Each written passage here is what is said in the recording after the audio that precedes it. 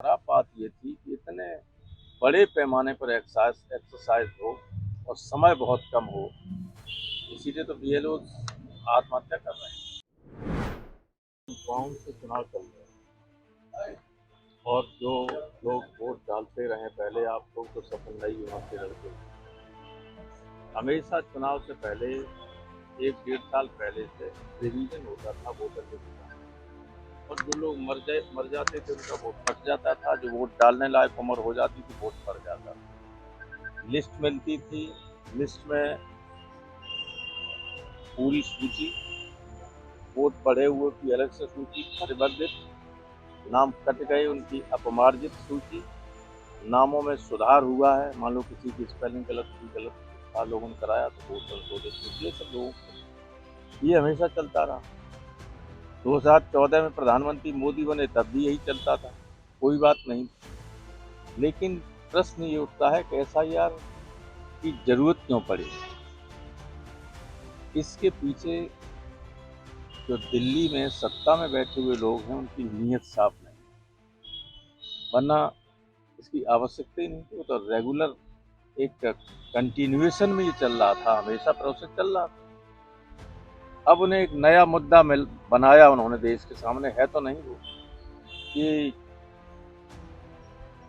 घुसपैठिए देश में आ गए, उनको निकालना है, एसआईआर इसलिए किया। बिहार में एसआईआर हुआ, घुसपैठिए कोई मिले नहीं, तब भी उनका मुद्दा यही, आपने देखा होगा पीछे का, किसी घुसपैठियों को नहीं आने दिया जाएगा। उत्तर प्रदेश के मुख्यमंत्री ने कहा कि हम डिटेंशन कैंप बनाएंगे।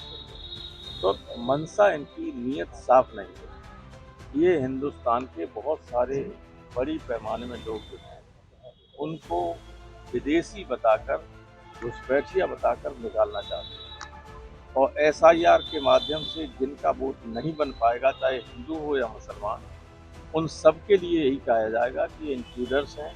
हिंदू हैं तो नेपाल से आ गए, मुसलमान हैं तो बांग्लादेश और पाकिस्तान से आ गए। ये इनकी मंशा है, नीयत में वोट है, इसलिए हम लोग इसका विरोध भी कर रहे थे, क्योंकि सही तरीके से काम होता नहीं। कई मामले ऐसे देखे जा रहे हैं जिसमें लोग पहले वोट भी डाल चुके हैं, उनके प्रपत्र भी आए हुए हैं, उसके बाद भी जब वो डाटा अपलोड करते हैं डाटा नॉट फाउंड बताता है, उनका डाटा डिलीट कर दिया गया पहले से ही।